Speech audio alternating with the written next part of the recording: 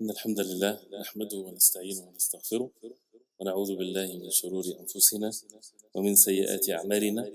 من يهده الله فلا مضل له ومن يضلل فلا هادي له، وأشهد أن لا إله إلا الله وحده لا شريك له، وأشهد أن محمدا عبده ورسوله.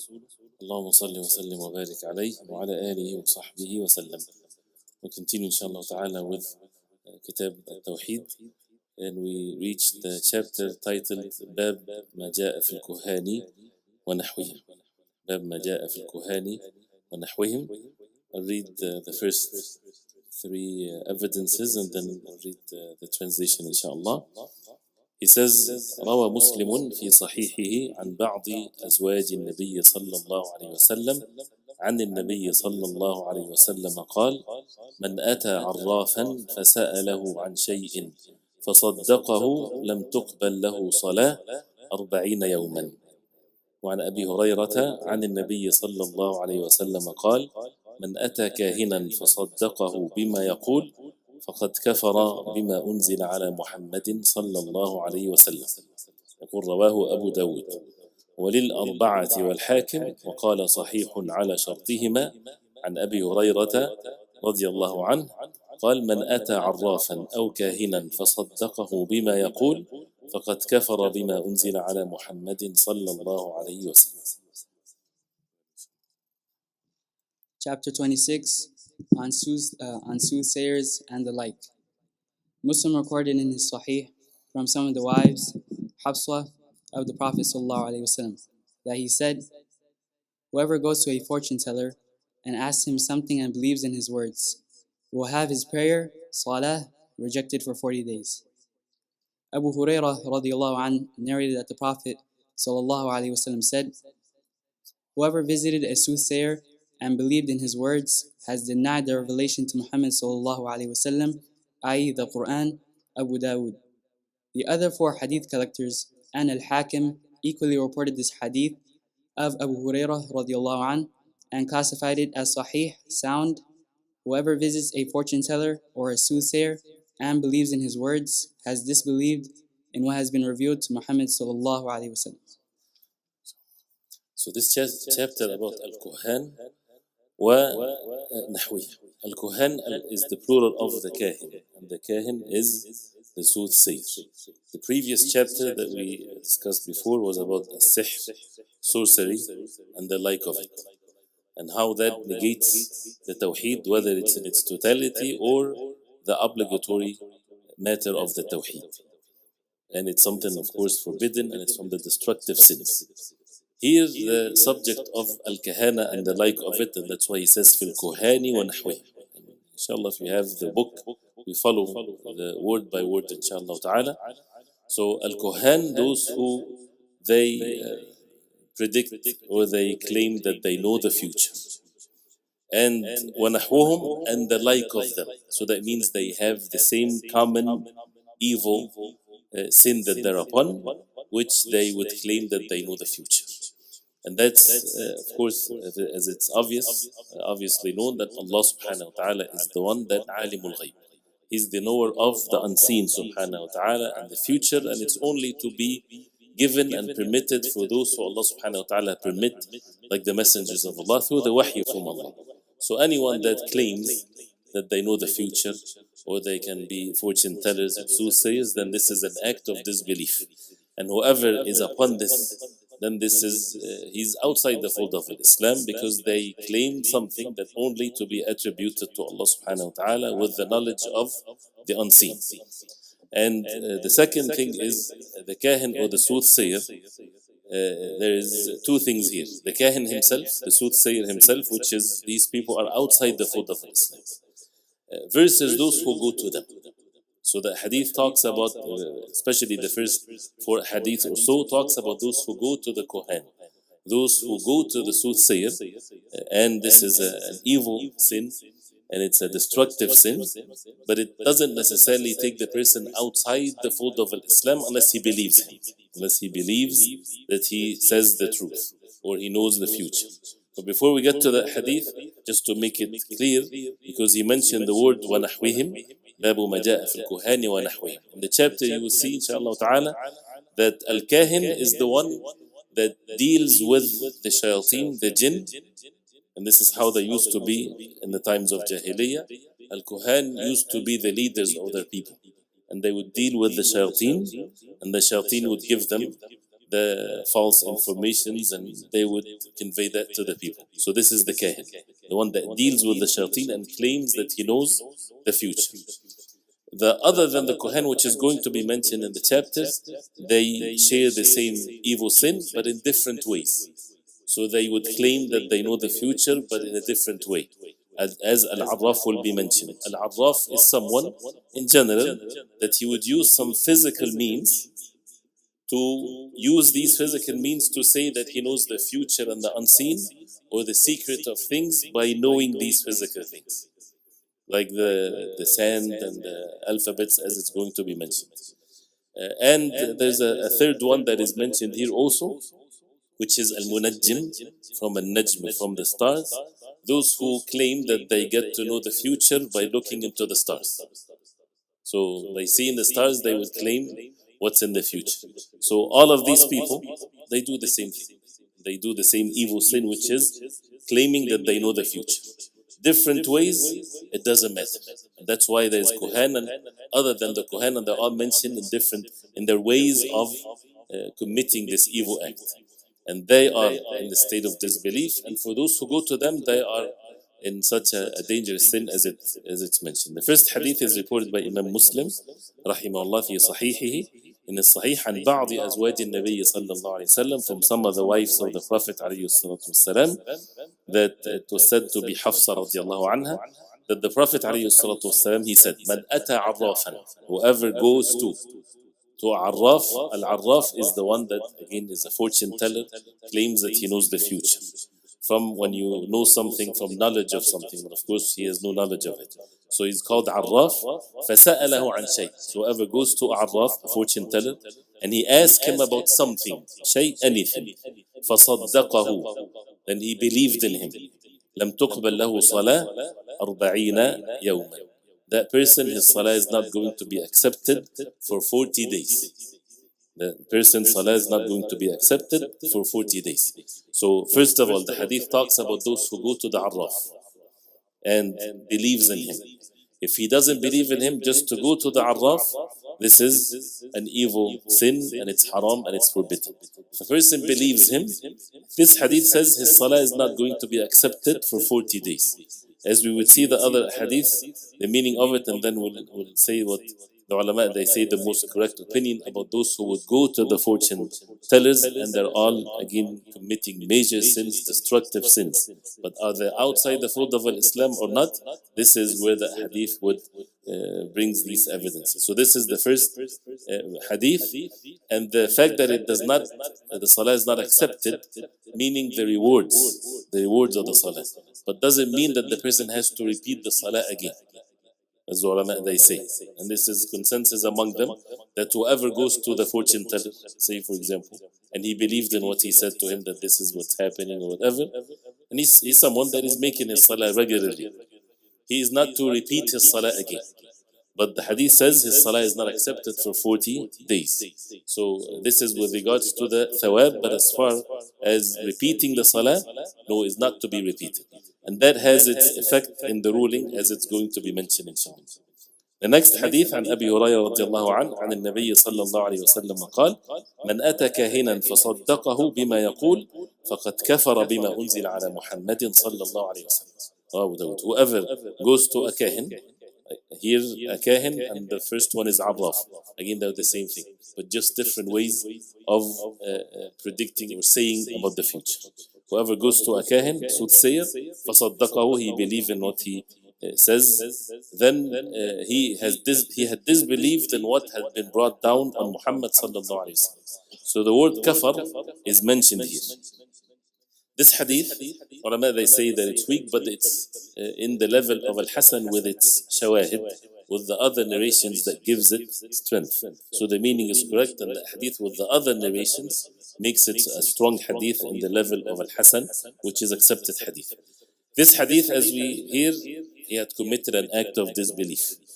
And since the first one in the hadith of Sahih Muslim says his salah is not to be accepted for 40 days, this is why the ulama, they say the kufr here, the act of disbelief, is not the major kufr that takes the person outside the fold of Islam, because if it was the kufr that takes the person outside the fold of Islam, then what's the significance of saying his salah is not going to be accepted for 40 days?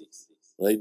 So, but it doesn't mean that when we say this, it belittles the sin, because other ulama, they said he committed an act of major disbelief because of the second hadith.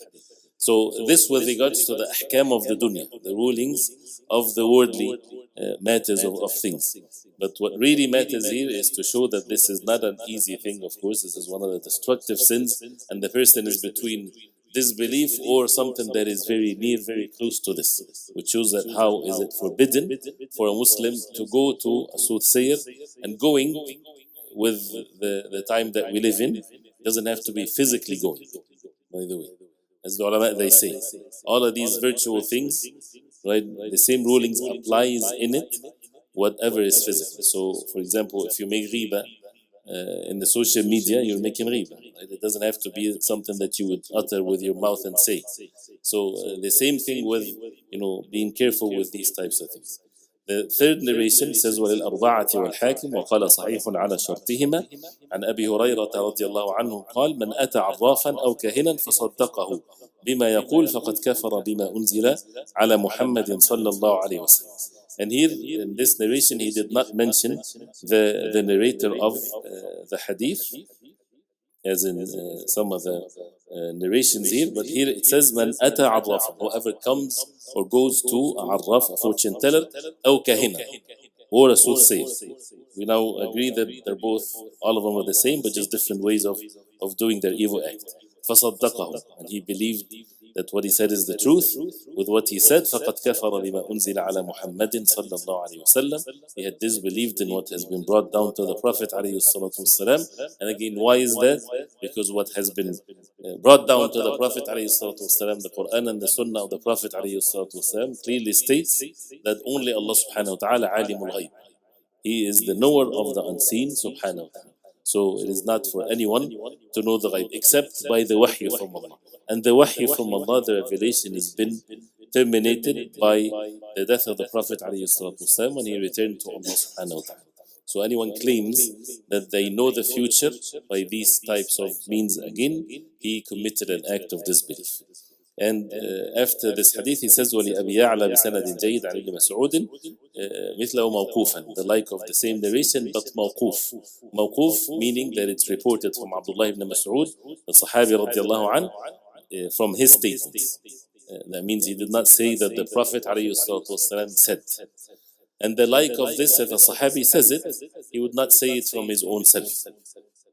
As ulama, they say, because the mawquf, or the hadith that is mawquf, only stops by the Sahabi, it's of different kinds. If it talks about the unseen, then he had to have heard it from the Prophet ﷺ. So it has the same hukm, the same ruling as the marfu', as the hadith that the Prophet, he would say the Prophet ﷺ said. But if the hadith al-mawquf, if the Sahabi says something, and it's a matter that can have some ijtihad, with matters of fiqh, things like this, his opinion, then it does not take the same hukm or the same ruling as the Prophet ﷺ said it. So that's why some other things where the Sahaba radiallahu anhum had differences of opinions in matters of fiqh and the like of this, and the furu'a, and the branches of the deen. So again, so to make it clear, you have the hadith zahir, the apparent meaning of these, the second and the third hadith shows that he committed an act of disbelief.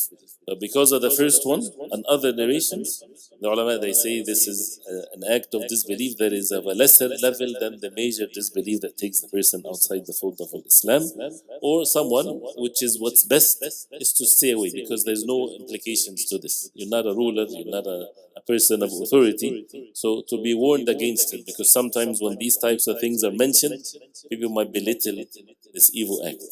So this is such an evil act, and it's worse than many of the major sins. Then he says, وعن عمران بن حسين مرفوعا, and we'll talk about that. ليس منا من تطير أو تطير له. أو تكهن أو تكهن له أو سحر أو سحر له. ومن أتى كاهنا فصدقه بما يقول فقد كفر بما أنزل على محمد صلى الله عليه وسلم. يقول رواه البزار بإسناد جيد، ورواه الطبراني في الأوسط بإسناد حسن من حديث ابن عباس دون قوله ومن أتى إلى آخره. يقول قال البغوي: العراف الذي يدعي معرفة الأمور بمقدمات يستدل بها على المسروق ومكان الضالة ونحو ذلك. وقيل هو الكاهن، والكاهن هو الذي يخبر عن المغيبات في المستقبل، قيل الذي يخبر عما في الضمير. وقال أبو العباس بن تيمية: العراف اسم للكاهن والمنجم والرمال ونحوه ممن يتكلم في معرفة الأمور بهذه الطرق. وقال ابن عباس في قوم يكتبون أباجاد وينظرون في النجوم: ما أرى من فعل ذلك له عند الله من خلاق. That's the end of the chapter, and we'll go through it inshallah after the transition. Imran ibn Husayn radiallahu anh narrates in a marfu' hadith that Allah's Messenger sallallahu alaihi wasallam said, "He is not from us who seeks omens or has omens interpreted for him, i.e.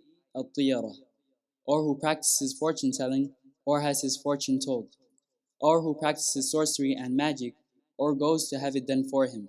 And whoever goes to a kahin, fortune teller, and believes in what he says, has disbelieved in what was revealed to Muhammad sallallahu alaihi wasallam, reported by Al-Bazzar with a good chain of narrators. The same hadith was reported by At-Tabarani in Al-Awsat with a fair chain of narrators from Ibn Abbas without the words whoever goes to at the end. Al-Imam al-Baghawi said, Al-Arraf is a person who claims to know the matters with foresigns by which he can point to stolen items, the place of lost things, and the like. Some said it is the kahin, and kahin is the one who fortune tells of unseen matters in the future. It is also said that it is the one who informs of the inner secrets. Abu al-Abbas ibn Taymiyyah rahimahullah said, Al-Arraf is a name for the fortune teller, and the astrologer, Al-Munajjim, and the diviner, Al-Rammal, and the likes of them who speak of having knowledge of matters in similar ways. Ibn Abbas radiallahu anhuma said about those people who write abjad, the alphabet, to use in soothsaying, fortune teller, etc., and gaze at the stars, I believe in their influences on the earth, I do not see that whoever does such has any share with Allah. So this is the end of the chapter. So the hadith here, the fourth hadith, he says on Imran ibn Husayn, marfu'an. Marfu'an here means Rafa is when you elevate something, when you lift something up. So that means he's saying that this is from the Prophet ﷺ. He takes his statement to the higher level, which is after the Sahabi, the Prophet ﷺ, in the chain of narration. So that means this is what the Prophet ﷺ said, and the hadith is Hasan, is a sound hadith. He says, لَيْسَ مِنَّا, he's not one of us. مَنْ تَطَيَّرَ أَوْ تُطُيَّرَ لَهُ, the one that tatayyar. At-tatayyur is when someone has or believes in the omens that he would be pessimist as a result of seeing something. And as mentioned before, seeing an owl, for example, then he's not going to travel that day. Or a certain animal, or a sign that makes him feel pessimist inside. These omens, or the things that people would just claim, which is all false, has no basis to it, no physical means to it, no religious means, no wahy that would say that these things has an effect. So whoever takes it as a mean, he committed a minor shirk. He committed a minor shirk. Whoever believes in it, that it itself creates and push harm and things like this is a major kufr, of course. So the Prophet ﷺ, at first he said, Laysa minna. And when we see the hadith that says, Laysa minna, he's not one of us, distancing oneself, disloyaling oneself, that means he is not attaining the obligatory iman, al-iman al-wajib. That means a person, if he dies in that state, is either going to be forgiven by Allah subhanahu wa ta'ala, or he deserves to be punished. But he needs to repent to Allah subhanahu wa ta'ala. That means whatever comes after laysa minna, this is something haram and from the major sins also. So man tatayyar aw tutayyir lah, the one that tatayyar, he do the omens and these types of things, or tutayyir lah, someone is doing that to someone else. And it comes from a ta'ir, as also mentioned before, where in the times of Jahiliyyah, if someone wants to make a major decision or travel or so, he gets a ta'ir, a bird, and he makes it fly. If it goes to the right, that means this is a good omen. If it goes to the left, it's a bad one, or more complicated things. So either the person do it himself, or someone else would do it for him. So the Prophet ﷺ, he said, he is not one of us. So this is with الطيرة. أو تكهن أو تكهن له. This is where the hadith in this chapter, the one that تكهن. Now the hadith talks about al-kahin himself. All of the previous narrations talked about those who go to the kahin, those who go to the soothsayer. Now it talks about the kahin and the one that goes to him, the soothsayer and the one that goes to him. He's not one of us. The one that makes the kahana, the soothsayer himself, and the one that tukuhina lah, in the passive tense. The kahana has been given or done to him, the ones that goes to him. أو سحر أو سحر له.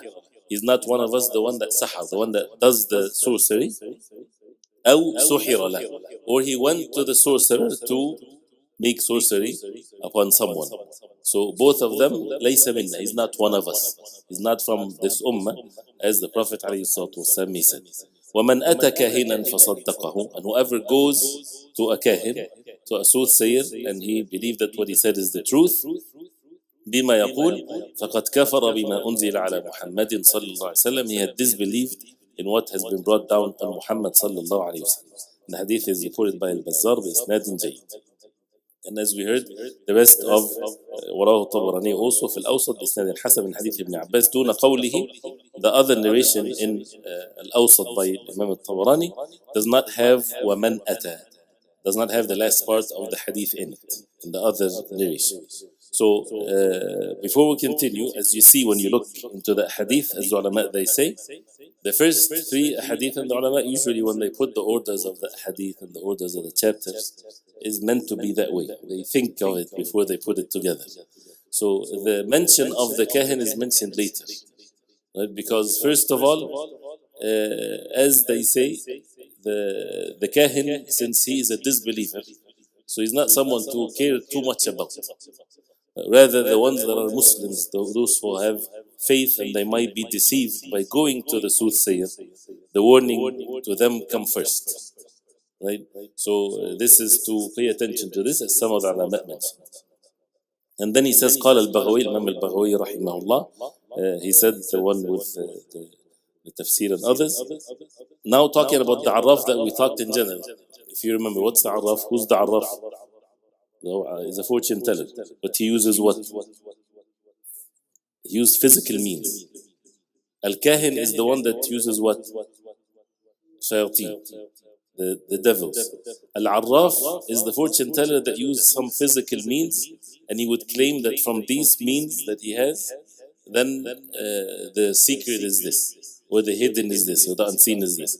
So he says here, Al-Arraf الذي يدعي معرفة الأمور, the one that claims. Al-Idda'a is to claim something. معرفة الأمور, knowing some matters.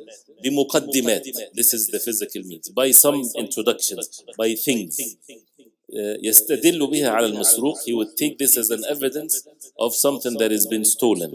ومكان الضالة, something that is lost. ونحو ذلك, and the like of this. People, they go to them. In some parts of the world, if they lost something, something is stolen, and they can't find it, right? So some of them will go to the fortune teller. And the fortune teller, if he either does the work of the kahin, he deals with the shayateen. And the shayateen would help him and tell him where things are hidden. And that's not permissible, right? For those, because that means they are approving the act of evil when they deal with the shayateen. And what is meant by muqaddimat here, it doesn't mean those who would investigate. Normally, we see the physical means, and investigate the matter and take traces and fingerprints. MashaAllah, this is good. There's nothing wrong with it. So it doesn't mean that taking physical means to try to find who's the thief and things like this. This is not what it means. But the muqaddimat or the physical means here are things that has nothing to do with physical means. They use something physical and they claim that it has means. Only them knows it, that it's not, Allah subhanahu wa ta'ala not created as physical means. As, for example, as it's going to be mentioned, is the alphabets. What's the alphabets? Is for as a physical mean? Nothing. but that's what the abjad hawas, حط يكلمون, and things like this. This is something that can be either used in the right way or an evil way. If it's a way for a person to learn the letters of the alphabets, inshallah, we need to learn the alphabets. But they would claim, that's why if you have, if some of these a'mal and some of these, whatever they, black magic that they make, they would write in it signs, and some of it is alphabets. And they would claim that every alphabet has a number to it, attached to it. Right? And all kinds of hallucinations that they do, right? And as we see, that has nothing to do with the physical means. So they would take something like this, or they would draw something on the sand, and these are physical actions like this, right? And they would claim that this is showing them what's hidden, what's been stolen, and things of that nature. And this is how the Arraf do things, and this is of course haram for the person to do that, or for the person to go to someone that does these things. وقيل هو الكاهن, and it was said also Al-Arraf is Al-Kahin, and you can use the same words interchangeably. You can call Al-Kahin Arraf, and you can call Al-Arraf Kahin, because they do the same thing. So Al-Kahin هو الذي يخبر عن المغيبات, is the one that talks about the unseen in the future. وقيل الذي يخبر عما في الضمير, the one that informs of what's in your conscious or what you're thinking about. Right? This is also the kahin.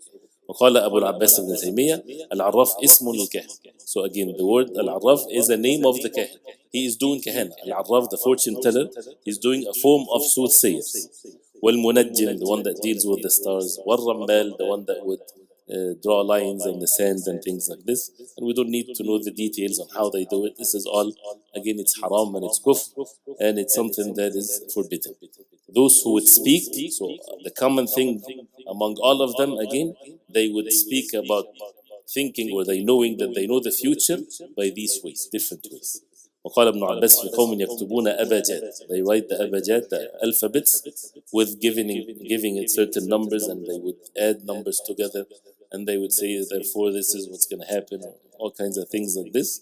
وينظرون في النجوم, and they look at the stars. Looking at the stars, again, and we mentioned that before, there are two types when it comes to the science of the stars. If it's looking at the physical places of the stars and giving it names and things like this and its position, there's nothing wrong with that. This is fine. You're talking about something physical. But what's forbidden is when people look at the stars, which is they can see it and the positions of it, and they take this as an evidence that it has an effect in the affairs of the people, which the stars has nothing to do with the affairs of the people. Allah subhanahu wa ta'ala did not create the stars as means that cause the rise and fall of nations, or someone that would happen to him by looking at the stars. It's not created for this. So they lie. They create means that Allah subhanahu wa ta'ala did not create as means. So this is an act of shirk and associating partners with Allah. So Abdullah ibn Abbas, he said, for these types of people, he said, ما أرى من فعل ذلك له عند الله من خلاق. I don't see that anyone that does these types of things, that he has khalaq with Allah, meaning a share of any goodness with Allah subhanahu wa ta'ala. That means he returns to Allah subhanahu wa ta'ala with nothing, with no good deeds with whatsoever. As Allah subhanahu wa ta'ala mentioned the like of that in the Quran. ما له في الآخرة من خلاق. That whoever do certain actions of evil, there's no share for them. And khalaq here means nasib, means share. There's no share of goodness for these individuals by Allah subhanahu wa ta'ala. So that's the end of the chapter. Then he mentioned some of the benefits here, so that we can go to the next one, inshallah ta'ala, briefly. He says the first benefit, لا يجتمع تصديق الكاهن مع الإيمان بالقرآن. You cannot have both, believing in the soothsayer with believing in the Quran. Because if you believe in the Quran says that Allah subhanahu wa ta'ala is the only knower of the unseen. And the kahin, the soothsayer, claims that he knows the future. So they don't go together. A person is contradicting himself if he goes to the soothsayer. The second one, التصريح بأنه كفر. That the clear statement that this is an act of disbelief. So we have to differentiate between something as being an act of disbelief and the person commits it is a disbeliever. These are two separate things. When we talk about that with regards to the ahkam of the dunya, right? And a clear example to that is a thief If a person steals, he's a thief. But does that mean that people would cut his hands? No, that's something else. The ruling, the hukm is upon that person for that to be applied with all the different conditions to be met. But who's the one that would apply this? The ruler, the judge, if it's applied. But if it's for the normal individuals, for the masses, this is not for them. They're not being addressed by this. But it doesn't take the fact that he's a thief. So the ahkam of claiming that someone is a disbeliever, this is not for the individuals. So this is for the people of knowledge, for the people of authority. But the act itself is an act of kufr. And that's why a person might do an act of kufr, but he's not a kafir. Out of ignorance, he doesn't know, or maybe he has some issues, or maybe he lost his mind for a second, or there's mawani' or things that might not be applied, and that's why the matter has to be, an individual has to be careful with these matters. The third one, ذِكْرْ مَنْ تُكُهِّنَ لَهُ. What's mentioned about the one that sorcery has been, or soothsaying has been done to them. So that means it's not just about the soothsayer, but it's also about those who go to them. They're both partners in the evil. ذِكْرْ مَنْ تُطِيرَ لَهُ. The same thing when someone else does the tiyara or the omen for someone else. ذِكْرْ مَنْ سُحِرَ لَهُ. What's mentioned about someone going to the sorcerer. So the evil is not just from the sorcerer, but from those who would go to them. ذِكْرْ مَنْ تَعَلَّمَ أَبَجَادٍ. Also those who would learn the abajad, the alphabets with the evil ways of learning it. And ذِكْرُ الْفَرْقِ بَيْنَ الْكَاهِنِ وَالْعَرَّافِ, and the differences between the kahin, the soothsayer, and the arraf, the fortune teller. So all of that is an act of disbelief that negates the Tawheed. Either it's in its totality or partial of it, or the obligation of it. And that's how it's related to At-Tawheed, where a person has to purify himself from such evil things. And the more ignorance prevails, the more people would fall into these types of things, especially if they see its effect. The next chapter is, if you don't mind, we have some time. We'll take Bab al-Nushra. So he says, Bab ma ja'a fi al-Nushra. He says, عن جابر أن رسول الله صلى الله عليه وسلم سئل عن النشرة فقال هي من عمل الشيطان. رواه أحمد بسند جيد وأبو داود. وقال سئل أحمد عنها فقال ابن مسعود يكره هذا كله. Chapter 27. Cursing or curing through magical spells, An-Nushra. Jabir radiallahu anhu narrates, Allah's Messenger sallallahu alayhi wasallam was asked about An-Nushra, the act of seeking cure from magical spells/incantations. He sallallahu alayhi wasallam said, it is one of the deeds of Satan. Ahmad and Abu Dawood have narrated or reported it with a good chain of narrators, Isnad. Imam Abu Dawood reported that when asked by Imam Ahmad ibn Hanbal rahimahullah about this, he said, Ibn Mas'ud disliked all of this. This word, Nushara, as we heard, is when you have sorcery, and it's kufr, it's act of disbelief, and it's haram. It's about relieving oneself from the sihr. If someone is already afflicted with sihr, what do people do about it? How do they try to take means of cure? That is basically what is mentioned here.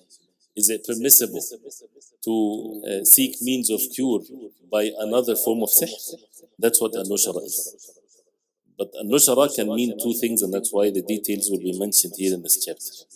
So it's about how the ways to undo the sihr or the sorcery. The permissible ways, just to give the brief hukm of the ruling of it, and then we'll see the details. It's permissible, of course, if people do ruqya, read Quran, ad'iyah, dua from the hadith of the Prophet ﷺ, or any general dua, as long as there's no kufr in it, shirk in it. It doesn't have to be from the Quran and the Sunnah. If a person take physical medicines or something of that nature, there's nothing wrong with that, as long as there's nothing evil has been recited on it or anything like this. What's forbidden, as we will see inshallah ta'ala, if someone goes to a sorcerer, goes to another sahir, and the sahir or the sorcerer would try to undo the sihr of another one or himself only, and they have their evil ways of this. They do sihr on others. People come to them and they claim that they would undo it for them. So they would undo it for a period of time, and then they bring them back again, and they make them enslaved to them for the rest of their lives. Right? And there's evil after evil. But the very simple meaning here is that the ruling of it, that it's haram to go to a sahir or to a sorcerer to undo the sihr, to undo the sorcery. Even if a person sees that this might work or something like this, going to the sahir, going to the sorcerer under any condition is an act of disbelief. It's something that is forbidden. And that's how the athar or the traditions will be explained in this chapter. So the first one, عن جابر أن رسول الله, that the Messenger صلى الله عليه وسلم سئل عن النشرة. He was asked about النشرة. He was asked about this عليه الصلاة والسلام, which is from نشر تنشيرا, when something is undone or something that is widespread. So he was asked about this. He said, هي من عمل الشيطان. This is from the act of the shaitan. So which is, as Ibn al-Jawzi and others they said, وهي حل السحر عن المسحور, to undo the sihr from the one that is afflicted by it by another sihr, by another sorcery, going to the sorcerers. So this is from the acts of shaitan, whether it's initially done or to be done for someone to means of cure for him. He says, رواه أحمد بسند جيد وأبو داود وقال سئل أحمد عنه. Imam Ahmad رحمه الله, he was asked about it. He said, فقال ابن مسعود يكره هذا كله. Abdullah ibn Mas'ud, the word yakrah literally means hates, right? He hates all of this. And make sure that, for someone that reads Arabic, sometimes a person might get misunderstanding of some of the words, especially when it's translated. And especially with words that has certain definitions as terminologies. We know that what is al-makruh? If you hear something is makruh, that means what? That means it's disliked, right? Or most people would understand from it that if you don't do it, you get reward. But if you do it, do you get a sin? No, because it's makruh, right? But we have to be careful because al-karaha, in the urf of al-salaf, in the norm of al-salaf al-salih, when they say so and so yakrahu dhalik, like this, he hates this. This is to them, it means haram to him. He believes that this is haram. It's different than the makruh in the fiqh chapters and things like this, right? So when you hear anyone from the Sahaba or from the Imma, Imam Ahmad yakrah kada, right? This means that they would consider it as haram. So that's why he mentioned here, فقال ابن مسعود يكره هذا كله. That means he considered this as haram, not that it's makruh. Someone might read this and he would say, well, that's in the category of the makruh. No, it's not. How would we get to know that? The words, the context of things has to be translated, have to be understood from the time that they were using it, the time that they're using it, the people of knowledge. Every people of knowledge, any knowledge, people have their own terminologies that they agree among one another. If you go to physicians, chemists, whatever there is, they have their own ways of, they have their terminologies that they spend years and years in studying. So a person, if he takes a literal translation from it, he might deceive himself. So you have to understand what everyone means, but by what they say. Even in the one Imam of Hadith, he says this Hadith is Hasan or Sahih. What does he mean by this from his own terminology that he made it very clear? So the matter is not as simple as a person just to take words and translate it and that's it. So as a rule, so the urf, the ways of a salaf in saying something that a person hates this, that means he consider it as haram. And if Abdullah ibn Mas'ud says something or they narrate something like this, that also the ashab, the companions of Abdullah ibn Mas'ud, they're upon the same matter, which means that this is haram. So سئل عن النشر. وفي البخاري, he says, وفي البخاري عن قتادة قلت لابن المسيب رجل به طب أو يؤخذ عن امرأته أيحل عنه أو ينشر قال لا بأس به إنما يريدون به الإصلاح فأما ما ينفع فلم ينه عنه. انتهى. Al-Bukhari reports from Qatada rahimahullah, I said to Ibn al-Musayyib, a man is under a magical spell or is unable to cohabitate with his wife. Should we treat him by an-nushrah or apply some other means to cure the spell/sorcery? Ibn al-Musayyib rahimahullah replied, "It is all right, because they intend restoration or mending. That which benefits is not forbidden." No. So this, as we heard in this narration by Bukhari rahimahullah, from Qatada, that he said to Sa'id bin Musayyib from the Tabi'een, رَجُلٌ بِهِ طِبٌ, a man that he has طب. طب is the word used for medicine, and الطبيب is what is the medical doctor, right? But what they mean here is sihr. رَجُلٌ بِهِ طِبٌ, that means a man is afflicted with sihr, with sorcery. Because the word in the Arabs initially, they used how sihr or sorcery was introduced to them. They would use it for means of cure. So when someone is sick, they would use the sorcerers in making means of cure. So this is how they use the word tibb here. Or that's why it's used in the opposites. Sometimes it's used in having a cure or something evil. رَجُلٌ بِهِ طِبٌ, that means something evil afflicted him.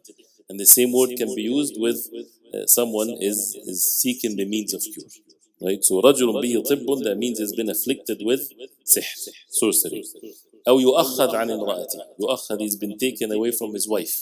He's not able to cohabit with his wife as a result of a spell or a sihr. أيحل عنه أو ينشر. So should it be undone, the sihr, physically, if someone sees the sihr, then it's to be undone and to recite Ayatul Kursi on it and things like this. Or yunashar. Yunashar here, this is why it's in the chapter, that means to take means to cure that person from the sihr. So he said, لا بأس به, there's no harm in this. إنما يريدون به الإصلاح. They intend by this is al-islah, is to do what is good. فأما ما ينفع فلم ينهى عنه. So as for what is benefiting, we have not been forbidden from what is benefiting. And this, what he means here, with in the light of the other statements of the Sahaba and the Hadiths and others, he means by this is the means that are permissible to undo the sihr, not to commit another sihr. Right? Otherwise, a person is contradicting himself. Someone has been afflicted by sihr, by the act of shayateen and sorcerers. He goes to a sorcerer to deal with the shayateen again. This is doesn't make sense. Plus, this is something that is forbidden. But the sad reality of some, they would use some of these narrations to say, now, yes, this is an evidence that it's okay to go to the sorcerers to undo the sihr. No, and this is not permissible, and this is how the ulama understood these types of statements, and that's why he says, وَرُوِيَ عَنِ الْحَسَنِ أَنَّهُ قَالَ لَا يَحِلُّ السِّحْرِ إِلَّا سَاحِرٍ, which means a sihr is only to be undone with a sahir, with the sorcerer. That means this is let me just finish the reading of it and then we see the translation. It says وروي عن الحسن أنه قال لا يحل السحر إلا ساحر. قال ابن القيم النشرة حل السحر عن المسحور وهي نوعان. حل بسحر مثله وهو الذي من عمل الشيطان وعليه يحمل قول الحسن فيتقرب الناشر والمنتشر إلى الشيطان بما يحب فيبطل عمله عن المسحور. والثاني النشرة بالرقية والتعوذات والأدوية والدعوات المباحة فهذا جائز. Imam al-Hasan al-Basri rahimahullah is of the view that only a sorcerer, magician, can break the spell of another sorcerer. Ibn al-Qayyim rahimahullah wrote that an-nushra is removing the effects of sorcery/spell from the affected one, and it is of two types. One, the use of magic, sorcery, to remove the effects of another magic, and it is an act of Satan, to which the comment of Al-Imam al-Hasan al-Basri rahimahullah applies, i.e., that the one who performs sorcery and the patient both get closer to Satan by that which he loves. Satan then removes the effect of magic from the afflicted. 2. The effect of magic can be removed by making recitation of Quranic verses, by offering legitimate prayers, ruqyah, as well as by using pharmaceutical preparations. This type of nushra is permissible. No. So the statement of Al-Hasan, لا يحل السحر إلا ساحر, that the sihr is not undone except with a sahir, that he's forbidding it. He's not approving it. He's saying that this is what, if a sahir does it, then that's not permissible for someone to go to the sahir. And that's what Ibn Qayyim rahimahullah, he said that al-nushara حل السحر عن المسحور. Al-hal is to undo something, which is undoing the sihr from the mashur, the one that is afflicted by it. وهي نوعان. which is basically two types. حل بسحر مثله, to undo the sihr with the like of it, مثلي بسحر مثلي, by the same like of it, وهو الذي من عمل الشيطان, and this is from the act of shaitan, because it's undoing sihr with sihr. وعليه يحمل قول الحسن, and this is what the statement of Al-Hasan means. فيتقرب الناشر والمنتشر. So the one that does the sihr and the one that goes to the one that do the sihr, both of them, those who do the nushra, they get themselves closer to the shaitan with what the shaitan loves, so that the shaitan would help them to undo the act of sihr. Because that's what basically they would do. The shaitan does not help people for free. He has to make them either fall into kufr or something. So can you imagine someone would say that it's permissible to seek help from the shaitan to remove a harm that is afflicted by you in this life? Is that a permissible thing? When the enmity of the shaitan is an everlasting one, right? So this is basically what al-nushra is, going to the shayateen through the sorcerer. So this first one, which is obviously forbidden. والثاني, the second one, which is linguistically, that's how al-nushra means. So the second one, al-ruqya, by making ruqya, reciting things. والتعوذات, ta'aweed, which is permissible from the Quran, from the Sunnah. والأدوية, medicines. والدعوات المباحة, and the permissible dua. فهذا جائز, this is definitely permissible and it's good. Other than that, it's haram to deal with those who deal with the jinn and the like of that. And then he mentioned only two masail, two benefits here. The first one, النهي عن النشرة, that it's forbidden. The second one, الفرق بين منهي عنه والمرخص فيه مما يزيل الإشكال. The difference between what's forbidden and what's permissible, so that it removes الإشكال. الإشكال is when something is not clear. The subject is not clear to many people because of these types of narrations that might mean different ways if a person takes it apparently from its apparent meaning. So that's why it has to be referred back. And this is the way of the people of Ahlul Sunnah in all matters. If something is not clear, right, of course the evidence is where it needs to be looked at. But you go to the muhkam, you go to what's already been well established in evidences, and you refer it to this muhkam, and then you give the ruling. Of course, this is how the ulama, they do things. So what's muhkam is a sihr is haram. And there's no exception to the sihr whatsoever. Sihr, sorcery, is an act of disbelief. And we heard the chapters before. And this is an act of disbelief, an evil act from the destructive of sins. There's no exceptions to it whatsoever.